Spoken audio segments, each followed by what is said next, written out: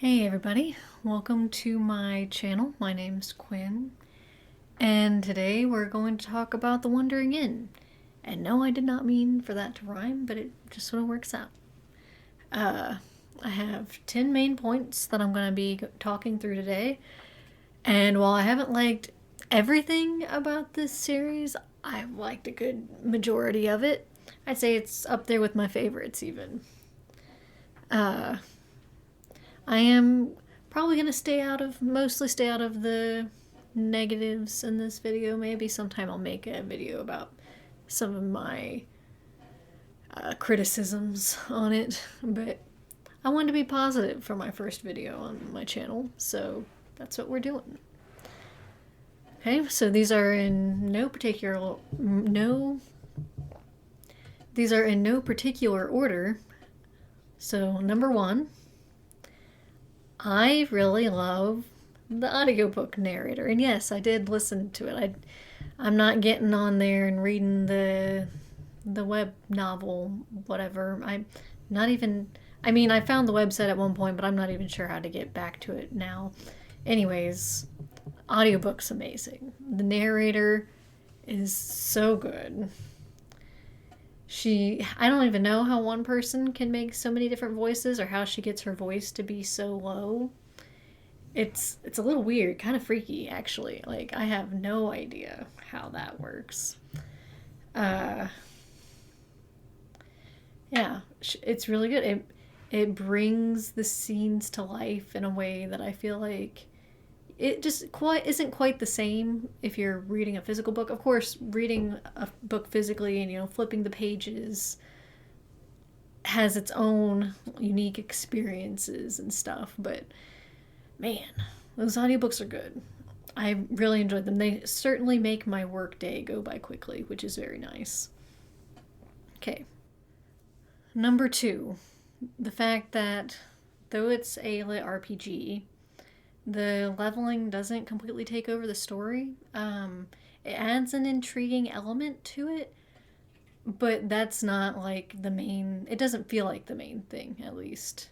It feels more like a side thing to me that adds intrigue. There's some hints that it might affect them in ways that they don't yet understand, and it's almost a little ominous, really, because you're being changed by a force outside of your comprehension, sort of against your will in a way that you just don't get. So yeah, I think it's really interesting.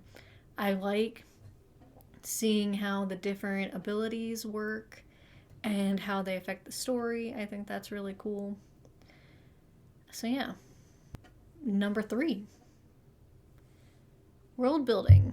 There's a lot to the world building, a lot of things to like.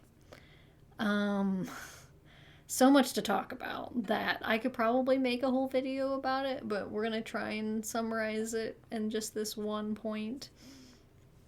And so, like, top of my head, the variety of species, I really love that part. I know some people maybe won't, because at least so far we've not been given an explanation for why there's such a wide variety of fantasy creatures, and I'll admit it does kind of seem like they're just put in there because it'd be cool, but like, what's wrong with that? It is cool.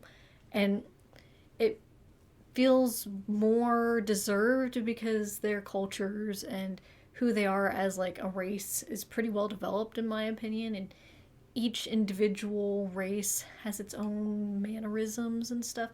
The audiobook narrator, even adds like neat quirks to different like races and stuff. So like, for instance, the Drakes pronounce all their S's really long and stuff, and it took me some time to get used to, I'll be honest. It was a little weird, but I've adjusted now, and it's actually pretty cool. I think it's pretty neat. Another thing that I really like about the world building is that I think that the author gives a real sense of how old this world is. It feels like they actually have a history. They talk about things that have happened in the far past pretty often, and you can feel where they have history that's kind of like missing, where it's been long enough that they don't really know what happened, and those mysteries are super intriguing to me.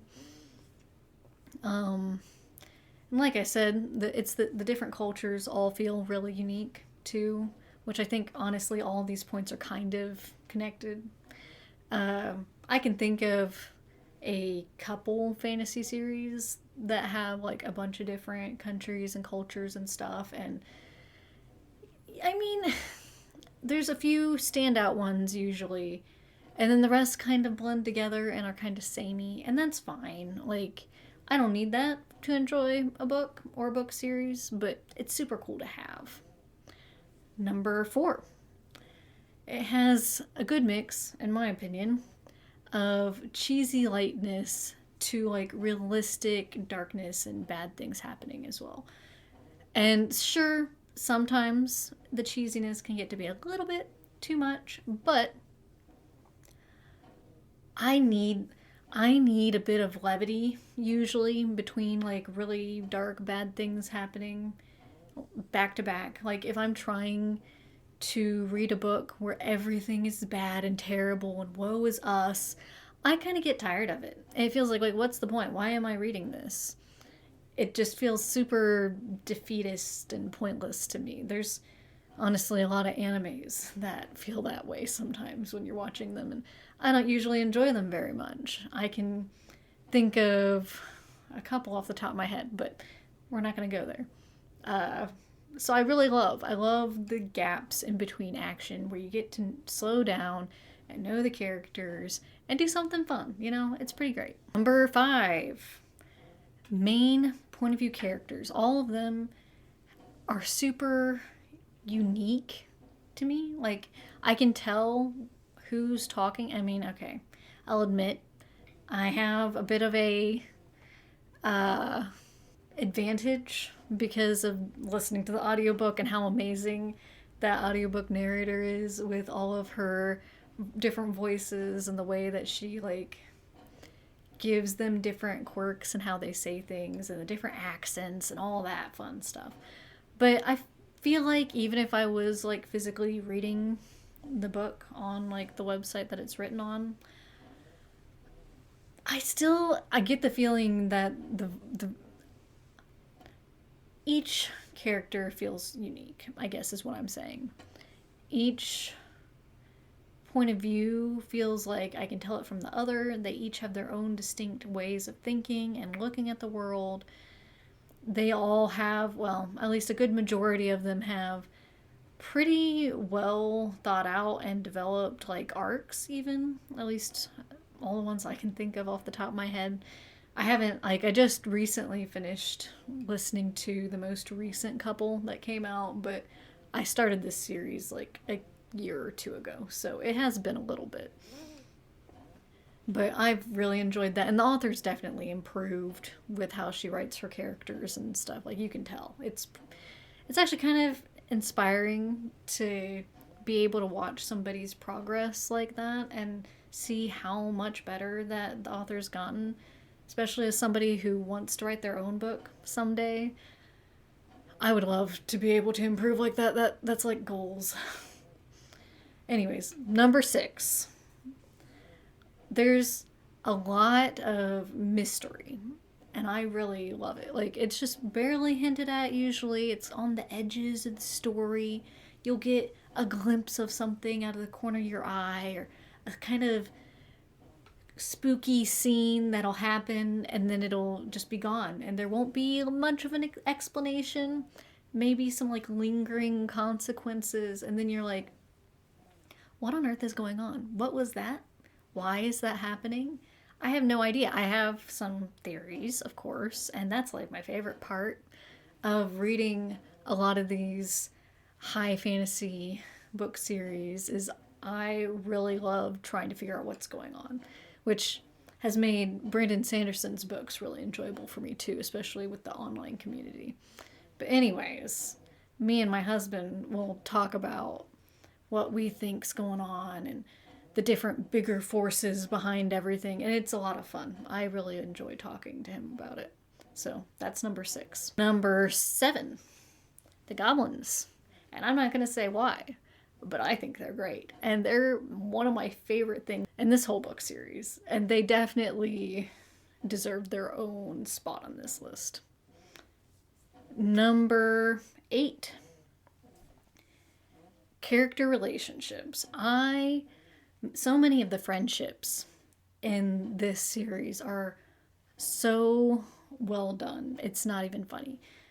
And I am so attached to them. I'm almost more attached to characters as like a unit than I am to each individual character, which I'm not sure. I feel like that's a good thing. If I enjoy it, maybe other people would prefer to enjoy the individual characters more, and I do. But man, different like character groupings and pairings together, like as a unit, just hits. It's so good. And I like if something bad happens to them or they're growing together as like a unit, I just really feel it. It's great. It's pulls on my emotions, man. And that can be kind of hard to do. I don't usually cry at the drop of a hat, but has happened. It has happened with this series. And it's been a few moments that's gotten me real emotional. So, and that's a good thing. A series is good when it gets some sort of reaction out of you. Number 9. I almost forgot how many fingers that was. There's a very wide variety of bad guys, which is really cool. And usually I'm not like a very big bad guy enjoyer. That's not my thing. I know a lot of people really love a good bad guy, and sometimes I do, but it's not usually a big like thing for me. But the wide variety in this series of different types of bad guys and the way they interact with the world and the way that the story develops them too, like there's a couple I can think of that start off just sort of seeming generally really bad, and then as the story progresses and you learn more about them, like they still do really terrible stuff, but they also have more of a human element to them, or they're just a little weird or super enigmatic, and then they'll say something terrible and you're like, wow, I can't believe I was starting to like that character. Oops. And then in at least one case I can think of, some characters that start off seeming just like completely normal bad guys end up just being super misunderstood by everybody. And you realize as the story progresses that they've not really, some of them probably have done some bad things, but so has everybody. And they don't deserve the reputation that they have, basically. Number 10. I've enjoyed that it really has the time to explore things that I feel like normal book series just don't. And that's not, it's not the fault of the authors of those series, because when you're published in a more traditional way, there's a lot more limitations, I feel like.